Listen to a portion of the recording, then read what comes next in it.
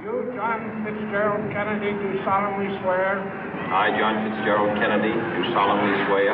That you will faithfully execute the office of President of the United States. That I will faithfully execute the office of President of the United States. And will, to the best of your ability.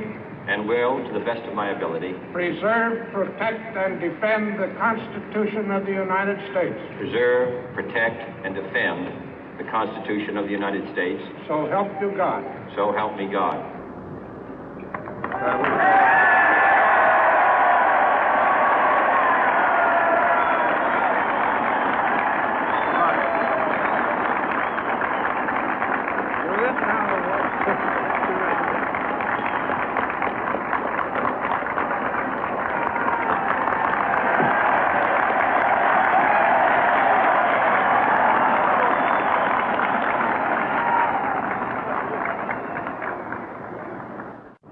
Vice President Johnson, Mr. Speaker, Mr. Chief Justice, President Eisenhower, Vice President Nixon, President Truman, Reverend clergy, fellow citizens. We observe today not a victory of party, but a celebration of freedom, symbolizing an end as well as a beginning, signifying renewal as well as change. For I have sworn before you and Almighty God the same solemn oath our forebears prescribed nearly a century and 3/4 ago. The world is very different now, for man holds in his mortal hands the power to abolish all forms of human poverty and all forms of human life. And yet the same revolutionary beliefs for which our forebears fought are still at issue around the globe. The belief that the rights of man come not from the generosity of the state, but from the hand of God. We dare not forget today that we are the heirs of that first revolution.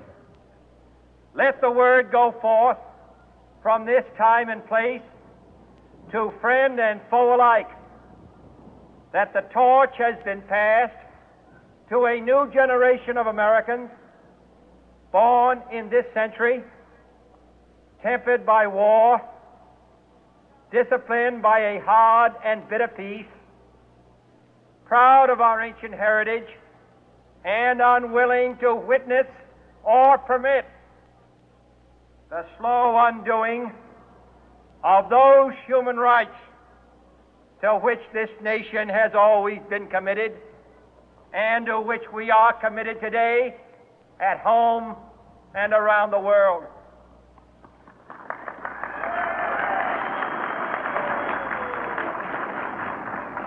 Let every nation know, whether it wishes us well or ill, that we shall pay any price, bear any burden, meet any hardship, support any friend, oppose any foe to assure the survival and the success of liberty.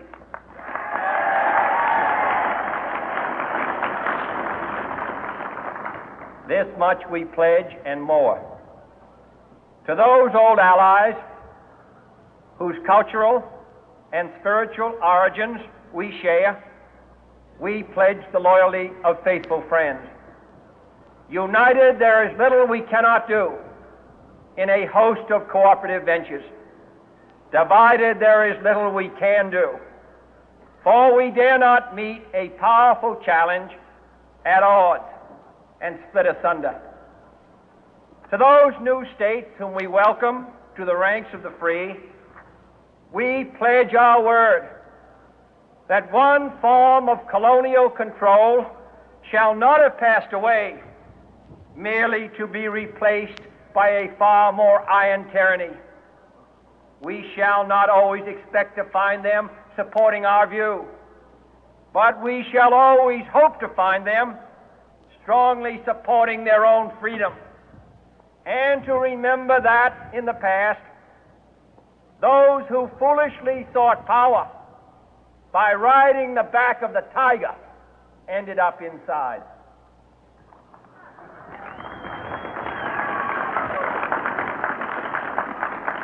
To those people in the huts and villages of half the globe struggling to break the bonds of mass misery, we pledge our best efforts to help them help themselves for whatever period is required, not because the communists may be doing it, not because we seek their votes, but because it is right. If a free society cannot help the many who are poor, it cannot save the few who are rich.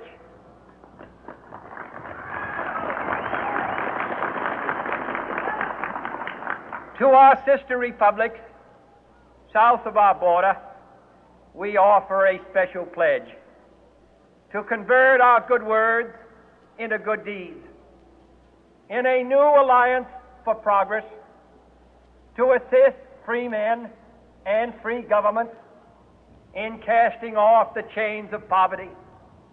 But this peaceful revolution of hope cannot become the prey of hostile powers.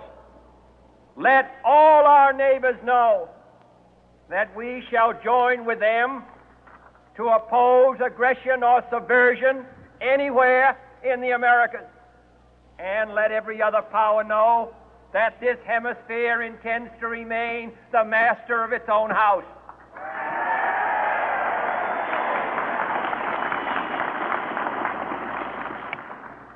To that World Assembly of Sovereign States, the United Nations, our last best hope, in an age where the instruments of war have far outpaced the instruments of peace, we renew our pledge of support to prevent it from becoming merely a forum for invective, to strengthen its shield of the new and the weak, and to enlarge the area in which its writ may run. Finally, to those nations who would make themselves our adversary, we offer not a pledge, but a request that both sides begin anew the quest for peace.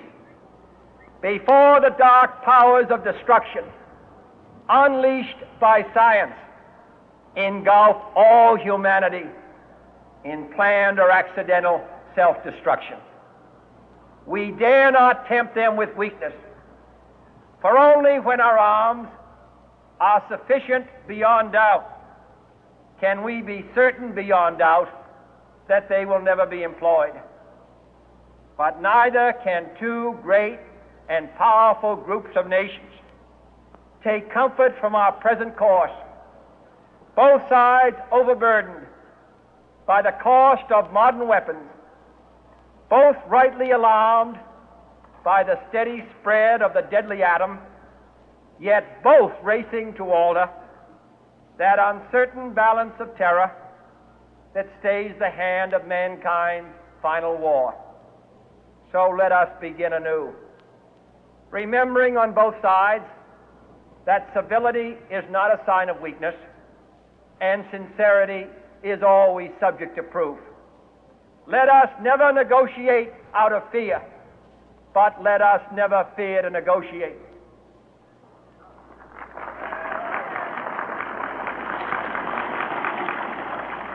Let both sides explore what problems unite us, instead of belaboring those problems which divide us.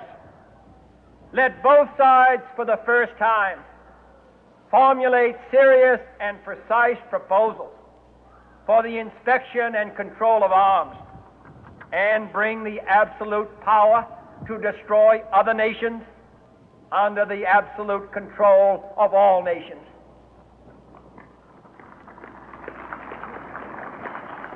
Let both sides seek to invoke the wonders of science instead of its terrors. Together, let us explore the stars, conquer the deserts, eradicate disease, tap the ocean depth, and encourage the arts and commerce.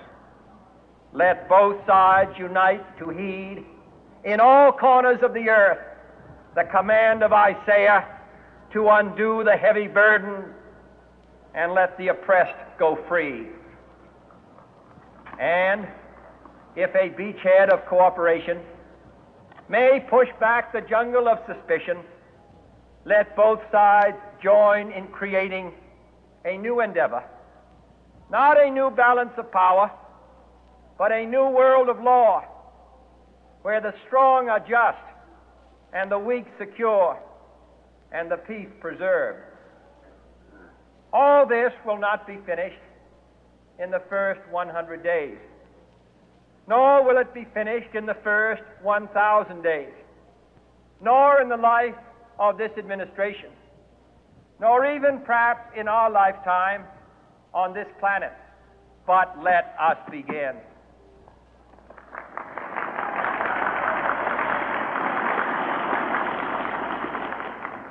In your hands, my fellow citizens, more than mine, will rest the final success or failure of our course. Since this country was founded, each generation of Americans has been summoned to give testimony to its national loyalty. The graves of young Americans who answered the call to service surround the globe. Now the trumpet summons us again, not as a call to bear arms, though arms we need, not as a call to battle, though in battle we are, but a call to bear the burden of a long twilight struggle, year in and year out, rejoicing in hope, patient in tribulation, a struggle against the common enemies of man, tyranny, poverty, disease, and war itself. Can we forge against these enemies a grand and global alliance, north and south, east and west, that can assure a more fruitful life for all mankind? Will you join in that historic effort?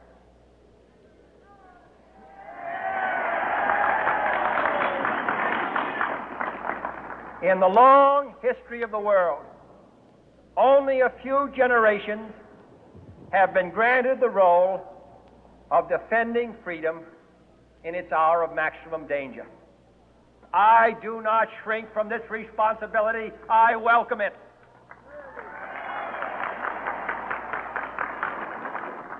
I do not believe that any of us would exchange places with any other people or any other generation. The energy, the faith, the devotion which we bring to this endeavor will light our country and all who serve it. And the glow from that fire can truly light the world. And so, my fellow Americans, ask not what your country can do for you. Ask what you can do for your country.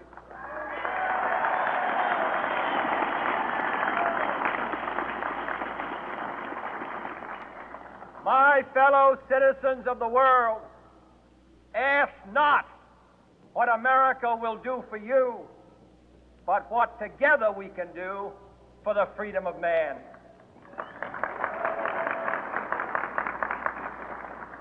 Finally, whether you are citizens of America or citizens of the world, ask of us here the same high standards of strength and sacrifice which we ask of you.